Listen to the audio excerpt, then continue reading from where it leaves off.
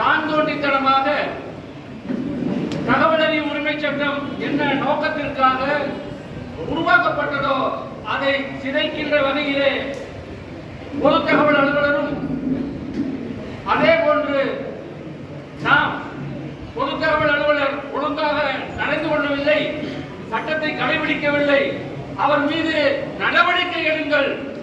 ஒரு நாளைக்கு ஏறக்குறைய 250 ரூபாய் தண்டத்தொகை விதித்து அதை வசூலித்து எனக்கு இழப்பீடாக தாருங்கள் என்று நாம் மேல்முறையீடு செய்தால் நீதிமன்றங்களை விட மிக கேவலமான கொடுமையான முறைகளை கையாண்டு இன்றைக்கு தகவல் ஆணையம் என்ன நோக்கத்திற்காக இந்த சட்டம் உருவாக்கப்பட்டதோ அதை பாலடிக்கின்ற வகையிலே நடந்து கொண்டிருக்கிறது.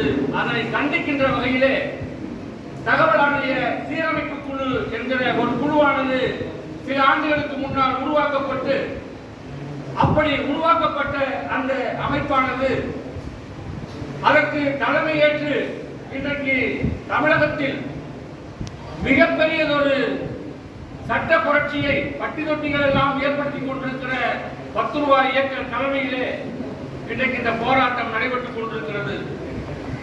இன்றைக்கு இந்த போராட்டத்தினுடைய விலை தோராயமாக என்னுடைய கணக்கீட்டின்படி ஒரு 5 லட்சம் ரூபாய்க்கு மேலாக இருக்கும் என்பதுதான் என்னுடைய கணிப்பு. என்று சொன்னால் 100க்கும் மேற்பட்ட தோழர்கள் இங்கு கலந்து கொண்டிருக்கிறீர்கள். இதற்காக காவல்துறை, நாமெல்லாம் சம்பளம் இல்லாத சமூக ஆர்வலர்கள், அது ரொம்ப குறைவா இருக்கிறது, யாரும் வருத்தப்படாதீங்க. ஏன்னா நாட்டில் நோயாளிகள் அதிகமா இருப்பாங்க, மருத்துவர்கள் குறைவா தான் இருப்பாங்க. ஒரு மாவட்டத்தில் குற்றச் செயல்கள் தடுக்க, மாவட்டத்தினுடைய அந்த நலனை பாதுகாக்க